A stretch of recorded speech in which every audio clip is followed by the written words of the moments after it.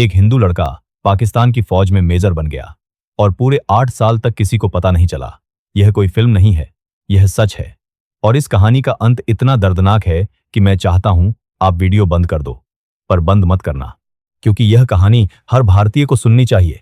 सोचो एक पल के लिए, तुम अपना नाम भूल जाओ, अपनी मां की आवाज भूल जाओ, अपने घर की खुशबू भूल जाओ, अपना मजहब भूल जाओ और दुश्मन के देश में, दुश्मन की फौज में एक नए इंसान की तरह जीना शुरू कर दो। हर रोज, हर घंटे, हर सेकंड, एक पल भी चूक गए तो फांसी। यह एक इंसान ने किया, सिर्फ अपने देश के लिए, और जब वो पकड़ा गया तो उसी देश ने उसे पहचानना भी बंद कर दिया। यह कहानी है रविंद्र कौशिक की, द ब्लैक टाइगर, भारत के सबसे बड़े जासूस की जिसे भारत ने हमेशा के लिए भुला दिया। श्रीगंगानगर, राजस्थान, 1952। यह शहर भारत पाकिस्तान सरहद के इतना पास है कि साफ रात में दोनों तरफ की रोशनियां दिखती हैं। इसी शहर में 11 अप्रैल 1952 को एक लड़का पैदा हुआ, रविंद्र कौशिक। बाप भारतीय वायुसेना में थे। घर में देशभक्ति कोई टॉपिक नहीं थी, वो हवा में घुली रहती थी। रविंद्र एक अच्छा स्टूडेंट था, लेकिन उसकी असली टैलेंट कोई और थी। वो इंसान को कॉपी कर लेता था, सिर्फ आवाज नहीं, पूरा इंसान। चाल, एक्सप्रेशन, लहजा, आंखों का रंग तक बदल जाता था उस स्टेज पर। उसके साथियों को कभी नहीं पता चलता यह रविंद्र है या कोई और।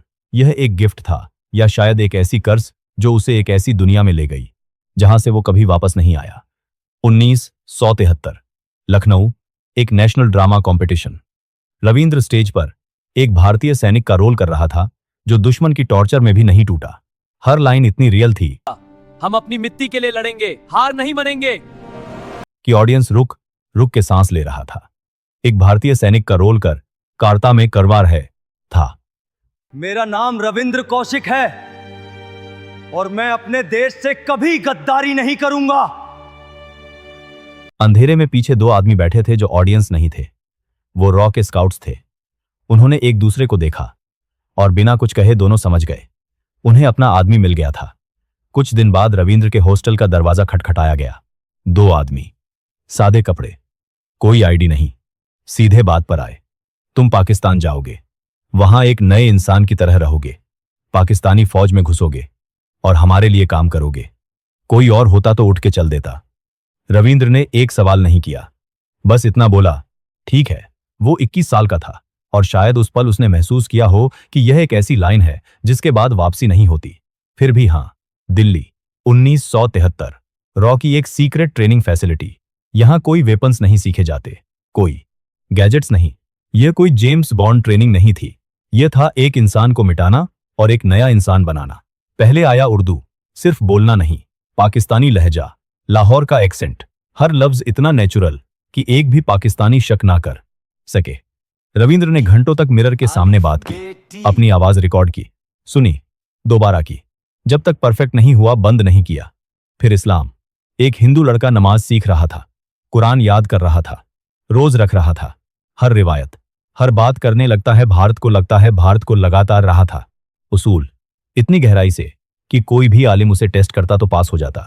फिर पाकिस्तान, जियोग्राफी, शहर, गलियां, बाजार, लोगों के नाम, खाना, तहजीब, शादी के तौर तरीके।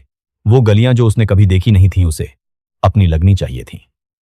और फिर वो स्टेप जो रॉ की फाइलों में आज भी सील्ड है, रविंद्र कौशिक का खतना किया गया।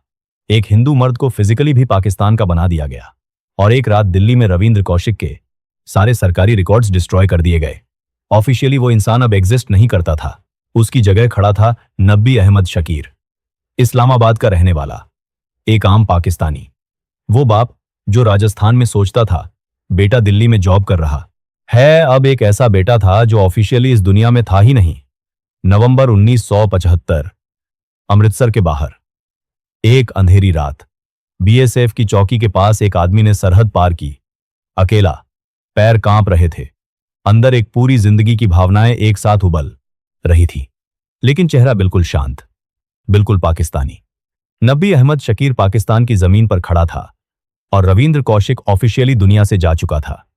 अब असली काम शुरू होता है, और यह जानो जो आगे हुआ जासूसी की इतिहास में सिर्फ एक बार होता है। कराची, 1975, नबी अहमद शकीर ने कराची यूनिवर्सिटी में एडमिशन लिया, लॉ की पढ़ाई, LLB, 4 साल, पाकिस्तान के सबसे बड़े शहर में क्लासमेट्स के साथ चाय पीता, प्रोफेसर्स के साथ बहस करता, दोस्तों के साथ क्रिकेट देखता। हमेशा नबी, कभी रविंद्र नहीं, एक बार भी नहीं। सोच के देखो, एक पल के लिए भी हिंदी में सपना देख लिया और कोई सुन लेता। एक पल भी किसी मंदिर के सामने रुक गया, एक पल भी किसी दोस्त से कह दिया यार सुनो, बस एक पल और सब खत्म। फांसी। एलएलबी के बाद नबी अहमद शकीर ने पाकिस्तानी आर्मी ज्वाइन की, मिलिट्री अकाउंट्स डिपार्टमेंट, सियालकोट। वो इंसान जो राजस्थान में स्टेज पर सैनिक का रोल करता था, अब सच्ची फौज की फाइलें संभालता था और कोई भी नहीं जानता था। 1979 रविंद्र का असली मिशन शुरू हुआ। मिलिट्री अकाउंट्स डिपार्टमेंट में एक क्लर्क की डेस्क पर क्या आता है सोचना, कौन सी रेजिमेंट कहां मूव कर रही है, कौन से ऑफिसर का ट्रांसफर कब हुआ, कौन सी रेजिमेंट कहां मूव कर रही है, ट्रेन में वॉर मटेरियल जा रहा है, हर फौज की फाइनेंशियल मूवमेंट, हर पोस्टिंग, हर सप्लाई रूट, यह सब रविंद्र इनविजिबल इंक में लिखता। एक बिल्कुल आम दिखने वाली चिट्ठी में पाकिस्तान के पोस्टल सिस्टम से भारत भेजता। दिल्ली में रॉ के लोग वो चिट्ठी इनविजिबल लाइट में पढ़ते और उनके हाथ आता पाकिस्तान की अंदर की बात, सियाचिन की military planning, Kahuta nuclear facility की हर चाल, स्ट्रैटेजिक ट्रूप मूवमेंट्स जो साल बाद भारत के लिए गेम चेंजिंग साबित हुए। एक क्लर्क अकेले, कोई बैकअप नहीं, कोई इमरजेंसी नंबर नहीं, कोई अबॉर्ट मिशन बटन नहीं, हर रोज एक बार मरने का रिस्क, सिर्फ एक शक और खत्म। 4 साल, एक भी गलती नहीं। यह इंटेलिजेंस इतनी कीमती थी कि खुद प्राइम मिनिस्टर इंदिरा गांधी ने एक सीक्रेट कोड नेम दिया, द ब्लैक टाइगर। वो आदमी जिन्हें यह टाइटल मिला वो वहां था ही नहीं, यह सुनने के लिए उसे पता भी नहीं था।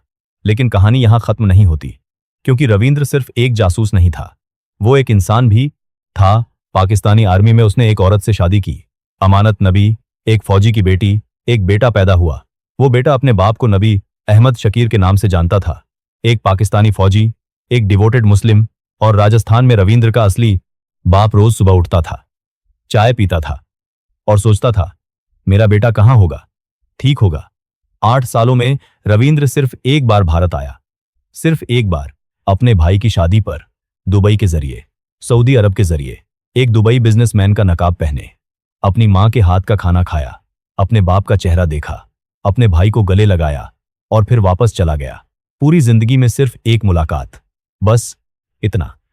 और यह भी सोचना वो मुस्कुरा के गया, क्योंकि नकाब वहां भी नहीं उतर सकता था, कभी नहीं। एक सवाल जो मुझे रात को सोचने पर मजबूर करता है, अमानत उस रात जब रविंद्र घर आया होगा, क्या उसने कभी सोचा होगा कि यह आदमी असल में कौन है? कभी नहीं, क्योंकि रविंद्र ने पूरे 8 साल एक भी छेद नहीं आने दिया उस नकाब में। सितंबर 1983, 8 साल, एक भी क्रैक नहीं। लेकिन फिर रॉ ने एक फैसला किया, वो फैसला जो सब कुछ बर्बाद कर देगा। रॉ के ऑफिसर्स ने सोचा रविंद्र थक गया होगा, इतने सालों बाद घर की याद आती होगी, चलो उसे कुछ दिनों के लिए वापस लाते हैं।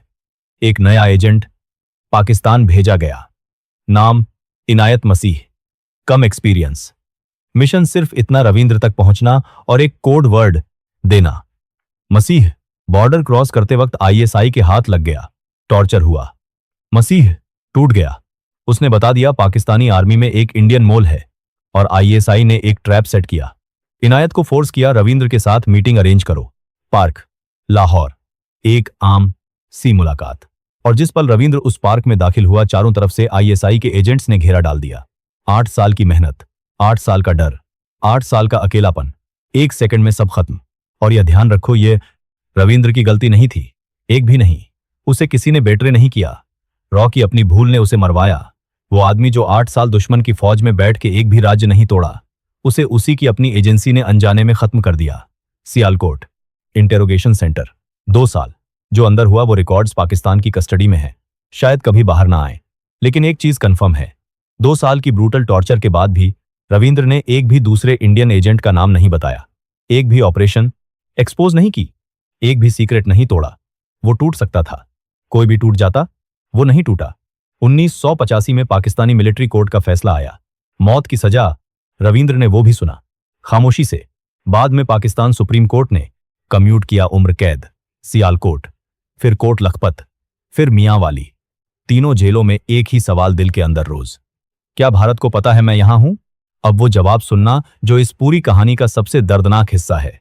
भारत को पता था, हां, पूरी जानकारी थी, लेकिन कोई नहीं आया। जासूसी एजेंसियों का एक रूल होता है, प्लॉजिबल डिनायबिलिटी। अगर एजेंट पकड़ा जाए, सरकार पब्लिकली कहती है हमें नहीं पता यह कौन है, CIA करता है, MI6 करता है, मोसाद करता है, रॉ ने भी किया। यह रूल स्ट्रैटेजिकली सही है, यह रूल जरूरी भी है, लेकिन जब यह रूल एक जिंदा सांस लेते तड़पते इंसान पर लगता है तो वो इंसान क्या सोचता है? रविंद्र ने जेल से खत लिखने शुरू किए, छुपे तरीके से। अपने भाई राजेश्वर नाथ को, अपनी मां अमला देवी को। एक खत में उसने लिखा, अगर मैं अमेरिकन होता तो 3 दिनों में इस जेल से बाहर होता, पर यहां मैं सिर्फ एक भुला दिया गया नंबर हूं। क्या भारत जैसे बड़े देश के लिए कुर्बानी देने वालों को यही मिलता है? वो खत आज भी एग्जिस्ट करता है, वो खत आज भी जवाब मांगता है। राजस्थान में रविंद्र का परिवार, भाई राजेश्वर नाथ, मां अमला देवी, उन्होंने PM वाजपेयी को लिखा, मिनिस्टर्स को लिखा, इंटेलिजेंस एजेंसियों को लिखा। जवाब वेग, डिप्लोमेटिक या बिल्कुल नहीं। सरकार ने 500 रुपए महीने देने शुरू किए, फिर 2000 रुपए महीने। परिवार ने 2000 रुपए नहीं मांगे थे, उन्होंने सिर्फ अपना बेटा मांगा था। 21 नवंबर 2001, मियांवाली सेंट्रल जेल, पाकिस्तान। एक 49 साल का आदमी ट्यूबरकुलोसिस और हार्ट डिसीज से टूटा हुआ किसी का हाथ थामे बिना दुनिया से चला गया। कोई तिरंगा नहीं, कोई गन सैल्यूट नहीं, कोई सरकारी घोषणा नहीं। जेल के पीछे एक कच्ची जमीन पर रविंद्र कौशिक को दफना दिया गया, बिना नाम के पत्थर के, बिना किसी निशान के। और राजस्थान में जब यह खबर पहुंची, रविंद्र के बाप का दिल नहीं संभला। हार्ट अटैक, वो भी चले गए। बाप ने पूरी जिंदगी सोचा बेटा कब आएगा, बेटा कब आएगा। दोनों एक ही साल में गए, एक पाकिस्तान की जेल में, एक अपने घर में। 2012 में एक था टाइगर आई, Salman Khan, glamour, action, romance. Ravindra के परिवार ने कहा यह हमारी कहानी है, हमारे भाई की जिंदगी है। डायरेक्टर ने कहा नहीं, कोई क्रेडिट नहीं। 2019 में रोमियो अकबर वॉल्टर आई, जॉन अब्राहम, फिर एक जासूसी कहानी, फिर कुछ नहीं। आज 2026 में भारत के ऑफिशियल रिकॉर्ड्स में रविंद्र कौशिक का कोई एक्नॉलेजमेंट नहीं, कोई अवार्ड नहीं, कोई स्टेट पेंशन नहीं, कोई नाम नहीं, सिर्फ एक अनमार्क्ड ग्रेव। पाकिस्तान में एक ऐसा हीरो जिसका हीरो होना सिर्फ एक फाइल में सील्ड है जो शायद कभी खुलेगी नहीं, लेकिन एक चीज है जो कोई नहीं छीन सकता, उसकी कहानी। वो कहानी जो रॉ की ट्रेनिंग एकेडमी में आज भी पढ़ाई जाती है, एक केस स्टडी की तरह, एक लीजेंड की तरह। रविंद्र कौशिक ने कभी नहीं कहा यह मेरा देश है, मैं कुछ भी करूंगा। उसने बस किया, नाम दिया, मजहब दिया, परिवार दिया, अपनी पूरी जिंदगी दी। टॉर्चर में नहीं टूटा, मौत की सजा में नहीं झुका, जेल के अंधेरों में भी भारत का एक राज्य नहीं तोड़ा, और आखिर में अकेला एक अंधेरे कमरे में अपनी मिट्टी से हजारों किलोमीटर दूर बिना किसी के हाथ थामे चुपचाप चला गया। यह था द ब्लैक टाइगर। हम सो रहे हैं अपने घर में, महफूज, सेफ, और वो उसी जेल के पीछे एक कच्ची जमीन पर बिना नाम के सोया हुआ है। क्या यह सही है? यह सवाल आप अपने दिल से पूछो आज रात जब सोने जाओ, और अगर जवाब में कुछ हुआ तो इस वीडियो को शेयर करो, क्योंकि रविंद्र कौशिक को कोई अवार्ड नहीं मिला, कोई रिकॉग्निशन नहीं मिली, कोई फिल्म क्रेडिट नहीं मिला, पर कम से कम उनकी कहानी हर भारतीय तक पहुंच सके। यही उनका हक है, यही उनका असली नाम है।